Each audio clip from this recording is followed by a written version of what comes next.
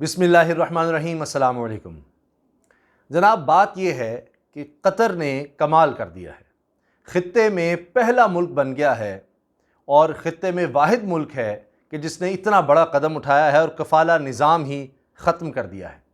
ये बहुत बड़ी तब्दीली है पूरे ख़ित्ते में, और इसको ना सिर्फ ये कि आलमी सतह पर सराहा जा रहा है ये कफ़ाला निज़ाम को ख़त्म करने को, बल्कि ये पाकिस्तानियों के लिए भी बहुत बड़ी खुशखबरी है और पाकिस्तानियों के भी दिल जीत लिए हैं। सच्ची बात तो यह है कतर की हुकूमत ने। अब पूरी तफसील मेरे पास है, लेकिन उस पर जाने से पहले कि ये जो कफ़ाला का निज़ाम था ये किस तरह ख़त्म हुआ है, इससे क्या फ़ायदे होंगे, मैं चंद चीज़ें पाकिस्तान के हवाले से अर्ज़ कर दूँ। देखिए, कतर पाकिस्तान का एक बहुत ही करीबी दोस्त इस्लामी मुल्क है। बड़े ही ज़बरदस्त ताल्लुकात हैं तिजारती तौर पर भी। अगर देखा जाए, पाकिस्तान की बड़ी तादाद में वर्क फोर्स कतर में काम कर रही है और ये वाहिद मुल्क होगा कि जहाँ पर पिछले एक साल के दौरान इतने ज़्यादा लोग गए हैं। दुगनी तादाद हो चुकी है अब लेबर फोर्स की कतर में। शायद ही कोई और मुल्क हो कि जिसमें पिछले कुछ अरसे में दुगनी तादाद हो गई हो। तो इस औसत के लिहाज से अगर देखा जाए तो बड़ी तेज़ी से वहाँ पर पाकिस्तानी जाकर रोज़गार कमा रहे हैं। सिर्फ पिछले एक साल में जो कतर की हुकूमत है वो ये कह रही है, उनके एम्बेसडर ने भी ये कहा है कि 90,000 पाकिस्तानी गए हैं। 90,000 पाकिस्तानी सिर्फ पिछले एक साल में कतर गए हैं। अभी आगे आ रहा है 2022 में फीफा वर्ल्ड कप। दुनिया का सबसे बड़ा ये खेलों का वर्ल्ड कप होता है और वो कतर में होना है। उसके लिए भी लेबर फोर्स की बहुत ज़्यादा ज़रूरत है, तो उसमें भी उम्मीद है कि इंशाल्लाह मज़ीद लोग पाकिस्तान से जाएंगे। अब कतर ने पाकिस्तान से ताल्लुकात और ज़्यादा गहरे किए हैं। अभी हाल ही में जो डाटा शेयर किया गया है 2019 के हवाले से, उसमें $2.19 अरब की पाकिस्तान ने इंपोर्ट्स की हैं कतर से। आपको LNG का पता है, गैस पाकिस्तान कतर से ले रहा है।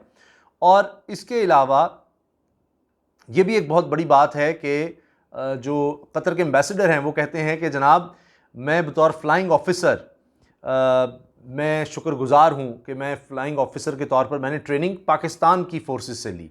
तो ये एक बड़े करीबी ताल्लुकात हैं। कतर में पाकिस्तानी फ़ोर्सेस ट्रेनिंग भी देती हैं, उसकी एक मिसाल मैंने आपको दे दी।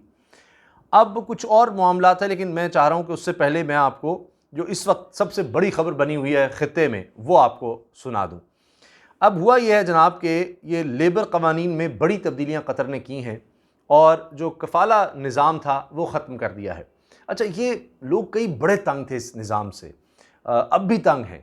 कतर में तो शायद इतने तंग ना हो, लेकिन कई दीगर ममालिक में, खलीज ममालिक में, अरब ममालिक में वो ऐसे लगता है जैसे ग़ुलामी की ज़िंदगी गुजार रहे हैं कि आपका जो कफ़ील है उसकी इजाज़त के बग़ैर, यानी जिसकी इजाज़त से आप आए हैं वो आपका आजिर है, तनख्वाह देना उसका काम है, उसकी इजाज़त के बग़ैर आप ना कहीं नौकरी तब्दील कर सकते हैं, ना आप आ सकते हैं, ना जा सकते हैं। हर सतह पर उस शहरी की, जो उस मुल्क का शहरी है जिसके पास ये कफ़ाले का निज़ाम है, इजाज़त है, उसकी इजाज़त के बगैर आप कुछ नहीं कर सकते। और तनख्वाह के मामलात भी वो इधर उधर करते रहते हैं, तो बड़ी परेशानी होती है। तो उस सिस्टम को उन्होंने ख़त्म किया है कतर ने, और ये ख़ित्ते में पहला मुल्क बन गया है। अब ये बड़ी तब्दीलियाँ उन्होंने मुतारिफ़ करवाई हैं अपने लेबर कवानीन में। अब इसके बाद ख़ित्ते में ये पहला मुल्क है जनाब, और इस लिहाज से पहला मुल्क है ख़ित्ते में कि जहाँ तारकीन वतन मज़दूरों के लिए मुलाज़मतों में तब्दीली के लिए अब अपने कफ़ील से, आजरों से या कंपनी या उसके मालिक से इजाज़त हासिल करना लाजमी नहीं होगा कि अगर आपने कहीं और मुलाजमत करनी है तो जी आप उससे इजाज़त लेंगे तो तभी। वो ऐसे जैसे एक ग़ुलामी की ज़िंदगी है कि भाई उसके बगैर आप कहीं नहीं जा सकते, कोई और जगह मुलाजमत नहीं कर सकते, बेहतर रोज़गार अगर मिल रहा है जा ही नहीं सकते जब तक वो इजाज़त नहीं देगा। और ये एक बहुत बड़ा मसला था। अब लेबर कवानीन में तब्दीली के बाद कतर में मुलाजमीन बग़ैर किसी इम्तियाज़ के कम से कम उजरत के तरीक़ाकार को इख्तियार कर सकते हैं। ये ज़्यादातर लेबर के लिए होगा, मज़दूरों के लिए होगा। कतर के नए लेबर कवानीन में साल के शुरू में एग्ज़िट परमिट की शर्त और कफ़ाला निज़ाम को भी ख़त्म कर दिया गया। अब ये ऐलान हुआ 30 अगस्त को, और नए कानून के तहत तारकीन वतन मज़दूर अपने मुआहदे के ख़ात्मे से पहले नौकरी तब्दील कर सकते हैं, और इसके लिए अब इन्हें अपने आजरों से, कफ़ील से NOC यानी इतराज़ तो नहीं है आपको, उसका इजाज़तनामा NOC ये हासिल करने की भी कोई ज़रूरत नहीं है। ये कितनी बड़ी बात है, ये उन्हीं से पूछें जो इस निज़ाम के तहत काम कर रहे थे, उनके लिए कितनी बड़ी बात है। ज़रूर आप कमेंट्स में जो लोग खलीज ममालिक में हैं, कतर में हैं, या ऐसे लोगों के ख़ानदान यहाँ हैं, वो उनको शेयर करते होंगे अपने एक्सपीरियंसेस। वो कमेंट्स में लिखें कि वो क्या समझते हैं इस खबर के बारे में, और कि कितनी बड़ी ये खबर है और इस पर उनके क्या सजेशंस हैं, वो क्या सोचते हैं। अब ये एक ही वक्त में मंजूर करदा कानून साजी के मुताबिक कम से कम 1000 कतरी रियाल उजरत होगी, जो सरकारी गज़ट में कानून की इशाअत के 6 माह बाद नाफिज भी हो जाएगा। कानून के मुताबिक कम से कम उजरत जो बताई गई है उसका इतलाक तमाम कारकुनों, तमाम कौमियतों और घरेलू समेत तमाम शोबों में होगा। यानी कहीं भी कोई मजदूर काम कर रहा है, लेबर काम कर रही है किसी भी तरह, ये कानून का इतलाक हर सतह पर हर किसी के लिए होगा।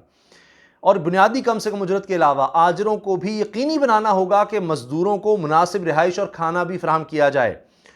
कतर में नए लेबर कवानीन के मुताबिक अगर कफ़ील अपने मुलाजमीन को बेहतर खुराक और रिहाइश फराहम नहीं करता तो वो मुलाजमीन को कम अज़ कम 300 से 500 कतरी रियाल अलाउंस अदा करने का भी पाबंद होगा। लेबर कवानीन में तब्दीली इस तनाजुर में अहम तसव्वुर की जा रही है कि कतर अपने कौमी विजन 2030 के लिए ज़्यादा हुनरमंद और बेहतर अफरादी क़ुव्वत के लिए काम कर रहा है कि और ज़्यादा हुनरमंद लोग, स्किल्ड लोग, मेहनत करने वाले और जिनके पास जदीद स्किल्स हों, वो लोग ज़्यादा से ज़्यादा आ सके, उनके लिए बड़ी अट्रैक्टिव जगह कतर बन जाए और दुनिया में इसका नाम हो। अब बेहतरीन अफरादी क़ुव्वत की वजह से कतर में जो कोरोना की वबा है उससे जो माशी सूरत हाल पैदा हुई है, इसको भी संभालने में मदद मिलेगी, क्योंकि ज़ाहिर है ज़्यादा बेहतर जब लेबर वहाँ पर जाएगी, जो ज़्यादा एक्सपर्ट होंगे अपने काम के, ज़्यादा हुनरमंद होंगे, वो कोशिश करेंगे जाएँ कि भाई कतर में तो बहुत बेहतर सहूलतें हो गई हैं बाकी खलीज के और अरब मुल्कों की निस्बत। अब बैनुल-अक़वामी लेबर ऑर्गेनाइजेशन ILO ने कतर की लेबर मार्केट में होने वाली इन तब्दीलियों की बड़ी तारीफ़ की है, कहा है जी बड़ी ज़बरदस्त कमाल कर दिया है। और ILO के डायरेक्टर जनरल गाय राइड्स ने कहा है कि कतर ने उस अहद पर अमल किया है जिससे कारकुनों को मज़ीद आज़ादी और तहफ़्फ़ुज़ भी मिलेगा और साथ ही मालिकान को मज़ीद इंतखाब का मौका मिलेगा कि अगर कोई शख्स है वो समझता है कि भाई ये बड़ा अच्छा आदमी है, बहुत अच्छा काम करने वाले मुझे जिसकी ज़रूरत है, तो वो उसको बेहतर ऑफ़र करेगा कि मेरे पास आकर नौकरी कर लो, मुलाजमत करो। तो इससे कंपटीशन बढ़ेगा, रोज़गार के मौके ज़्यादा बेहतर होंगे।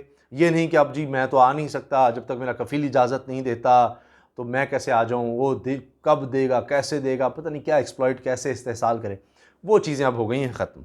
अब कतर के मजदूर और समाजी अमूर के वज़ीर यूसुफ मोहम्मद उस्मान ने कहा कि इनका मुल्क एक जदीद और फ़ाल मजदूर मार्केट बनाने के लिए भी पुरअज़्म है। तो ये जनाब कतर ने लीड ले लिया, उम्मीद है कि बाकी ममालिक भी आगे बढ़ेंगे। अब हाल ही में कतर एयरवेज़ ने अगस्त में ही ये फ़ैसला भी किया कि पाकिस्तान के लिए फ़्लाइट्स बढ़ाई जा रही हैं।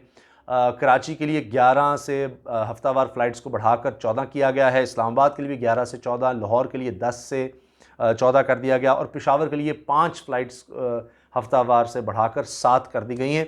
तो ये बड़ी बात है कि कतर हर तरह से आगे बढ़ रहा है और पाकिस्तान और कतर के ताल्लुकात मज़ीद मजबूत हो रहे हैं। अब एक एतराज़ बहुत बड़ा सामने आया, मैं अंदर की आपको ख़बर बता रहा हूँ, ये ढकी छुपी बात नहीं है कि सऊदी अरब कतर के ताल्लुकात कोई अच्छे नहीं जा रहे।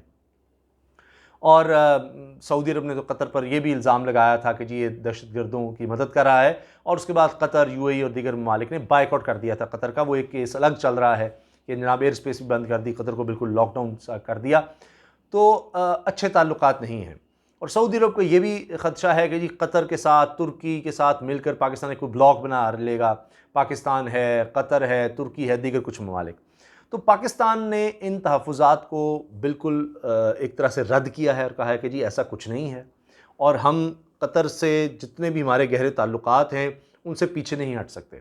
तो लिहाजा सऊदी अरब के तहफ़्फ़ुज़ात की उस तरह से पाकिस्तान ने कोई परवाह नहीं की कि आपसे हमारे अच्छे ताल्लुकात हैं, लेकिन इसका मतलब ये नहीं है कि हम आपकी वजह से दूसरे ममालिक से लड़ाई कर लें, जंग कर लें, ताल्लुकात ख़राब कर लें, ऐसा नहीं हो सकता। तो कतर को इस चीज़ का एहसास है।